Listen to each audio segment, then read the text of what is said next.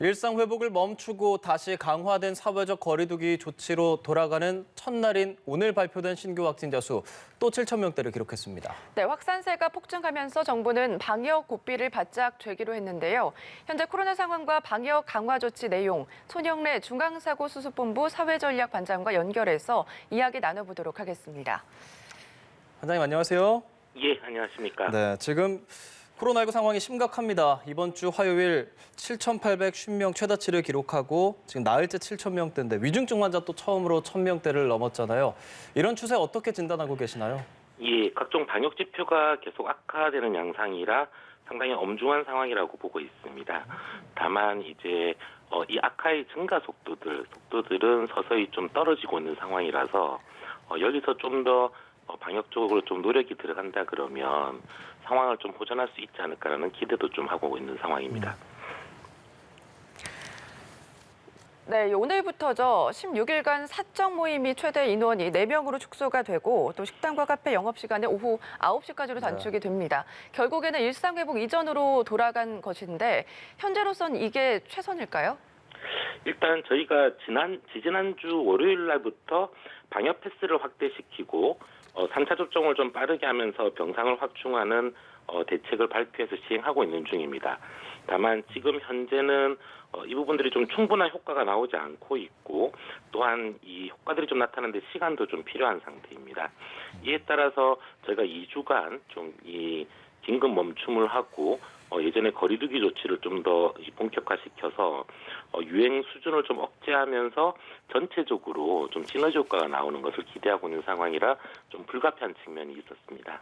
네, 이번 거리두기가 이제 4인, 9시 이렇게 다양한 부분의 변화가 있는데 무엇보다 미접종자에 대한 방역 강화가 눈에 띕니다. 이제 식당과 카페는 혼자서밖에 갈 수 없게 된 건데 이런 미접종자 방역 강화할 수밖에 없는 걸까요? 예, 지금 사실 일상회복 시기에서는 전체 확진자 규모보다 중증 환자와 사망자들에 대한 규모와 이분들에 대한 의료적 대응이 가장 중요해집니다. 현재 미접종자는 성인 인구의 8% 정도에 불과한데 저희 중증 환자의 51%, 사망자의 54%가 미접종자들입니다.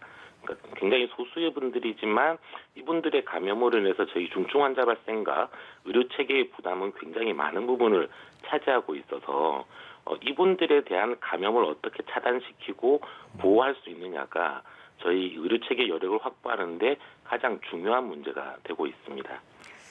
네, 이 같은 조치 아무래도 소상공인의 한숨이 깊어질 수밖에 없을 것 같은데요. 짧고 굵게 이 상황이 끝나야 되는데 이번 대책의 방역 효과 언제쯤 나올까요? 통상적으로 이런 방역 조치들은 대략 한 1주에서 2주 정도 시차를 두고 효과가 나타납니다.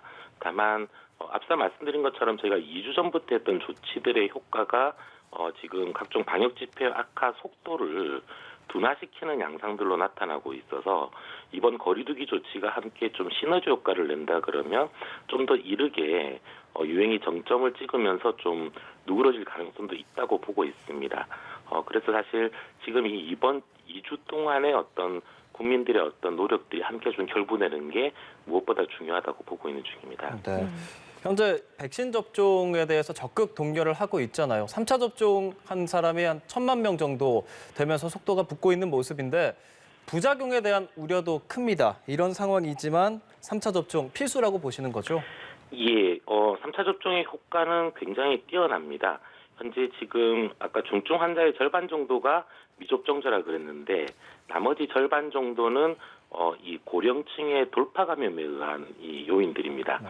저희가 제일 치명률이 높은 80대를 예를 들면 접종을 받지 않으신 분들은 18% 정도의 치명률을 보이고 있습니다. 여기서 2차까지 접종을 완료하신 분들은 대략 5% 정도 치명률을 보이고 있는 상황인데요. 3차까지 완료하신 분들을 비교해 보면 1% 정도의 치명률이 나타나고 있습니다.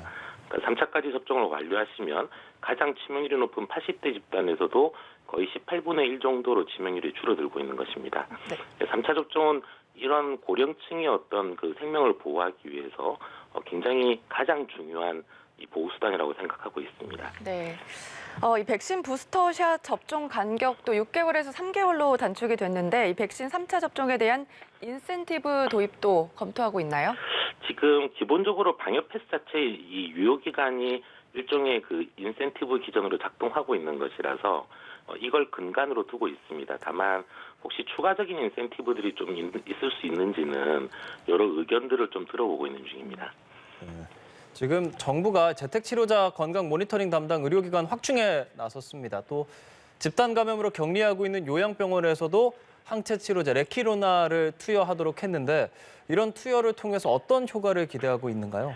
재택에 계시거나 혹은 요양병원에 계신 환자분들 중에서 이 경미한 증상이 있고 다소 위험도가 있을 수 있는 분들에 대해서는 좀 선제적으로 레키노나주를 투여하도록 지침을 바꾸고 지금 투여가 되고 있는 상황입니다. 그러니까 이렇게 되면 아무래도 이분들이 중증으로 전환되는 확률이 좀 떨어질 거라고 보고 있고 좀 더 안정적으로 치료를 함과 동시에 중증 환자 발생도 좀 더 낮출 수 있지 않을까라는 생각으로 지금 치료를 하고 있어서 아마 이런 결과들은 저희가 한 3, 4주 정도 뒤부터는 좀 알 수 있을 것 같습니다. 네. 정부가 이 방역 패스 유효 기간 적용 시점을 또 내년 1월 3일로 연기를 했잖아요. 3차 접촉을 유도하기 위해서 방역 패스도 연기를 해야 되는 거 아니냐 그런 주장도 나오고 있는데 어떻게 보시는지요? 예, 저희가 방역 패스의 유효 기간을 6개월로 설정했고 당초에는 12월 20일부터 이 유효 기간을 작동시키겠다고 했는데 내년 1월 3일로 지금 연기를 해놓은 상황입니다. 저희가 이번 12월을 집중적인 고령층의 이 3차 접종 기간으로 운영을 하고 예약이 필요 없이 병원에 찾아가시면 바로 3차 접종이 되도록 지금 조치를 해놨습니다. 그리고 3차 접종은 이 2차 접종하고 달리 접종 완료 후 2주부터 이런 유효기간이 생기는 게 아니라 바로 접종을 하시자마자 유효하기 시작하십니다. 그래서 12월 동안 최대한 좀 많은 분들이 이런 접종에 동참해 주십사는 차원에서 1월 2일까지로 방역패스의 유효기간 설정 시기를 늦추고 12월 한 달 동안 최대한 노력을 해서 많은 분들이 3차 접종을 하게끔 하겠다는 게 현재 정부의 좀 목표입니다. 네. 또 앞서 정부에서는 유행이 악화하게 된다면 내년 초에는 하루에 한 2만 명 정도 나올 수 있다라는 예측도 했었고 이런 상황에서 의료 체계 붕괴가 점점 커지고 있는 것 같습니다. 의료 대응 역량이 좀 부족하다 혹은 모자라다라는 평가도 있는데 어떤가요? 지금 저희 의료 대응 역량은 10,000명 정도까지 어떤 상황들까지는 버틸 수는 있습니다.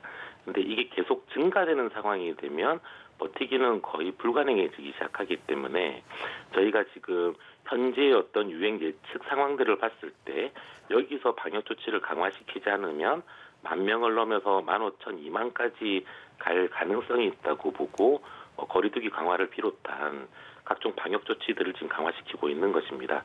또한 3차 접종도 그것 때문에 서두르고 있는 것이라 지금 목표는 최대한 이런 조치들을 통해서 10,000명 이상으로 계속 상승하는 것은 막아낸다라는 게 현재 정부의 목표이고 한편으로 또 병상도 확충은 하고 있는데 병상의 확충이 무한정 가능하진 않아서 일단 유행 규모를 적절 수준으로 통제하는 게 무엇보다 중요하다고 보고 있는 중입니다.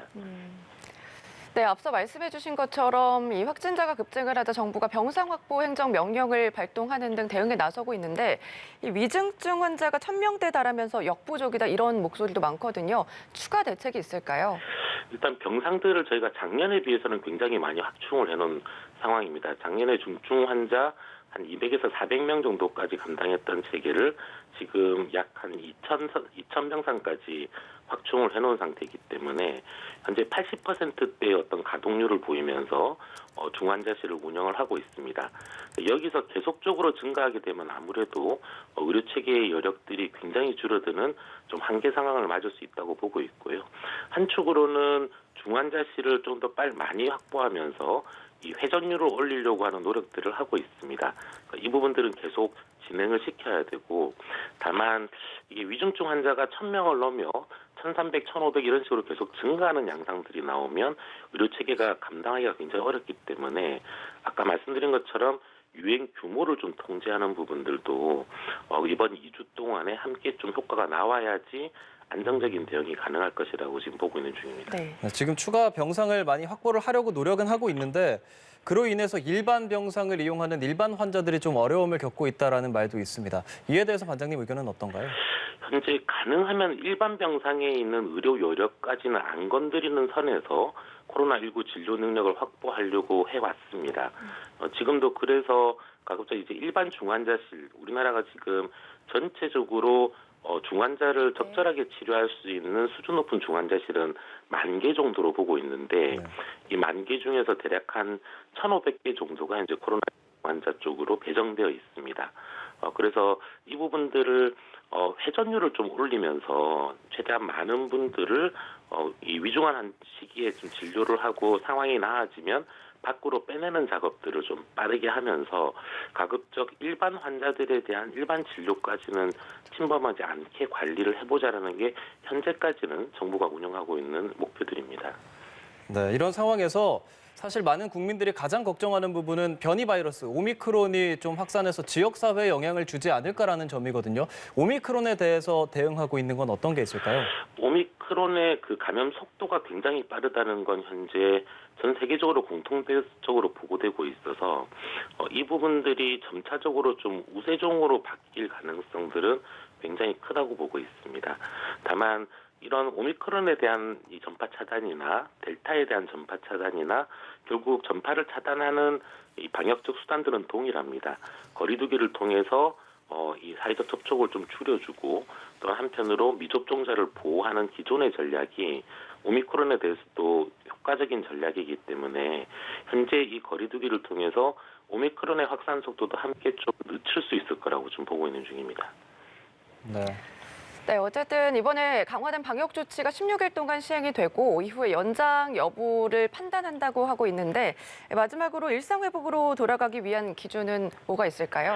가장 중요한 기준은 계속 반복적으로 말씀드리는 것처럼 중증 환자의 발생 규모가 어떠하냐, 그리고 우리 의료 체계에서 이 중증 환자에 대한 진료 여력을 얼마나 보존하고 있느냐, 이 두 질문일 것 같습니다. 그래서 유행이 어느 정도 적절하게 통제돼서 중증 환자의 발생이 줄어들기 시작하고 한편으로 병상을 확충해서 이 중환자실의 가동률이 지금보다는 좀 더 여유 있게 떨어지기 시작한다 그러면 일상 회복으로 다시 갈 수 있을 것이라고 보고 있는 중입니다. 궁극적으로 일상 회복의 길을 저희가 포기할 수는 없기 때문에 3차 접종을 최대한 빠르게 늘려나가고 거리두기를 통해서 미접종자를 보호하면서 중증 환자를 낮춰 나간다 그러면, 그리고 정부가 지금 노력하고 있는 것처럼 병상들이 좀 더 빠르게 확충된다 그러면 좀 좋은 결과가 나타날 수 있지 않을까라고 기대하고 있는 중입니다. 네. 하루빨리 좀 코로나19가 종식이 돼서 우리가 일상으로 돌아갈 수 있었으면 좋겠습니다. 네, 코로나 상황에 대해서 중앙사고수습본부 사회전략반장 손영래 반장과 이야기 나눴습니다. 오늘 말씀 고맙습니다. 네, 예, 고맙습니다. 감사합니다.